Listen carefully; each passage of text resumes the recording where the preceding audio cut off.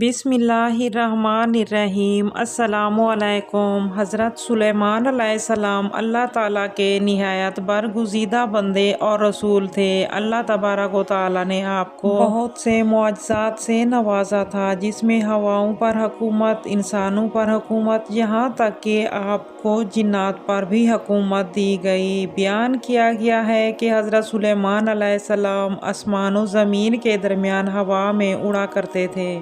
چنانچہ ایک دن جب کسی گہرے سمندر میں ان کا گزر ہوا تو دریا میں ہولناک موجیں اٹھی۔ دیکھ کر ہوا کو پھیل جانے کا حکم دیا اور جنات کو دریا میں غوطہ لگا کر نیچے کا حال معلوم کرنے کو کہا۔ جب حضرت سلیمان علیہ السلام کے حکم سے جنوں نے غوطہ لگایا تو اس میں موتی کا ایک چمکدار کعبہ دیکھا، جس میں کوئی دروازہ نہ تھا۔ حضرت سلیمان علیہ السلام کو اس کی خبر دی گئی تو انہوں نے اس کعبہ کو سمندر سے لانے کا حکم فرمایا۔ چنانچہ جنات نے اس کو سمندر سے باہر نکال کر اسے حضرت سلیمان علیہ السلام کو پیش کیا، جس کو دیکھ کر انہیں بہت تعجب ہوا اور اللہ تعالیٰ سے دعا کی، جس سے اس کعبہ کا دروازہ کھل گیا۔ تو حضرت سلیمان علیہ السلام نے دیکھا کہ اس میں ایک نوجوان اللہ تبارک و تعالیٰ کے سامنے سجدے میں ہے۔ تو حضرت سلیمان علیہ السلام نے اس سے دریافت کیا کہ فرشتے ہو یا جن؟ تو نوجوان نے جواب دیا، میں انسان کی جنس سے ہوں۔ اس کے بعد حضرت سلیمان علیہ السلام نے دریافت فرمایا، آخر یہ بزرگی اور فضیلت تجھے کیسے حاصل ہوئی؟ تو نوجوان نے عرض کیا کہ حضرت مجھے یہ فضیلت والدین اور ان کے ساتھ حسن سلوک کے سبب حاصل ہوئی ہے۔ میں اپنی ضعیف والدہ کو اپنی پشت پر لادے رہتا تھا اور ان کی دعا تھی کہ اے میرے معبود، تو اس کو سعادت عطا فرما کہ میرے مرنے کے بعد اس کا مقام ایسی جگہ میں متعین فرما جو نہ آسمان میں ہو اور نہ زمین میں۔ چنانچہ والدہ ماجدہ کے انتقال کے بعد جب میں ایک دریا کے کنارے گھوم رہا تھا تو میں نے سفید موتی کا ایک کعبہ دیکھا۔ جب میں اس کے پاس پہنچا تو اس کا دروازہ کھل گیا اور میرے اندر داخل ہونے کے بعد قدرت الہی سے خود ہی بند ہو گیا۔ مجھے نہیں معلوم کہ اب میں زمین میں ہوں یا آسمان میں یا ہوا میں، اللہ تعالیٰ مجھے اسی میں رزق عطا کر دیتا ہے۔